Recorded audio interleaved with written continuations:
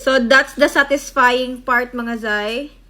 And look at that shade. Ay, dili na para maulahi ko sa chismis, mga zay. So, I have here the Kim Muse lip, mga zay, lip stains. So, sila, mga zay, mulas gi daw nig whole day nga. Nakatint ang imuhang lips, mga zay.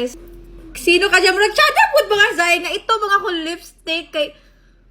Okay, kung sa kung mga bagay rapod, so dili na para maulahik pa ta sa trends. Muna yan, Kim Muse Peel Off Lip Liner Stain, mga zay. So, I with the shade 01. Ipauga, mga zay, and then eto na din siya i-peel off late. Moment of truth.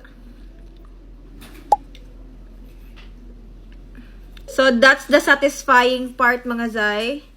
And look at that shade. And look at the shade, mga zay. For me, it's so dark, mga zay. Marag dili bagay sa ako yung ani ka dark na lipstick.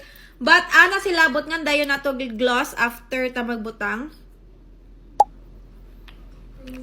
Okay, mas better. So, muna siya ang stain, mga zay. I think bagay ni siya sa mga morena, mga zay. Kanang morena, jud siya. So, this, okay. So, shade 01 siya, chocolates. So, muna siya nakakita, mga zay, nga ginalip line lang siya, mga zay. So, dapat kani siya, gilip line, ragiday na ako siya, mga zay, kay bagay ni siya for lip line. At para sila, mga zay, mo last daw niyog whole day. So, let's test it out kay mga on sa gawas karon. So, dan na may nag-dinner and napang tin sa kong lips. So, tinood yun na chismis dear. Di siya mawala bisa magkauna ka. So if you want to purchase, you know the drill, link in my yellow basket. Bye!